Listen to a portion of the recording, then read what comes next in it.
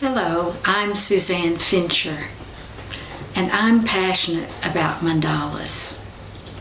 The following little film gives you some information about creating and interpreting mandalas. Mandalas are circular drawings, simple as that. And to create a mandala, you fill in the circle with color and form. There's no right and wrong way about how to do a mandala. You'll see that there's boxes of chalks and crayons and different things. You just go for what attracts you and seems to be interesting, and just let your mandala unfold.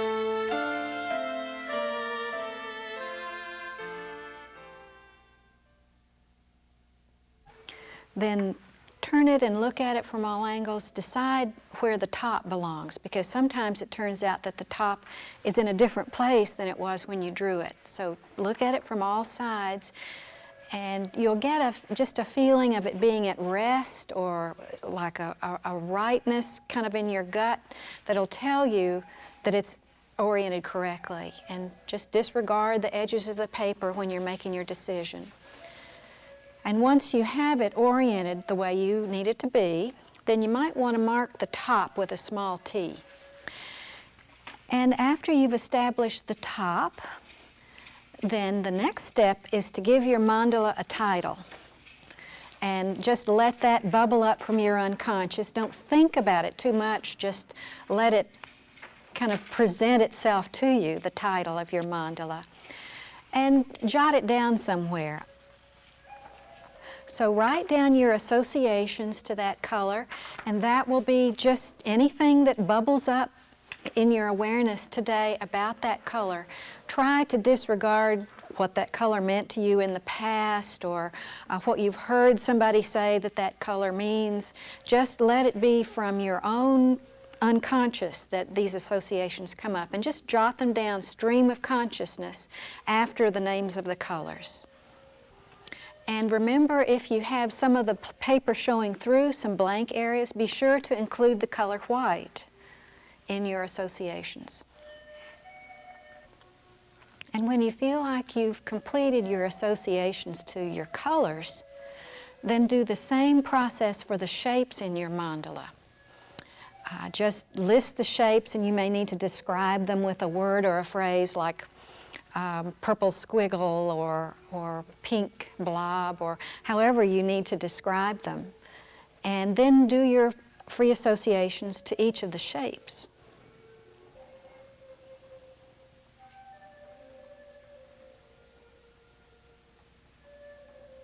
When you've completed all of your associations to the colors and to the shapes, then read back through everything you've written down, starting with the title and your associations to colors and shapes, and notice if there's a pattern or a theme that runs through your associations, and try to describe that pattern in a sentence or two and write that sentence down.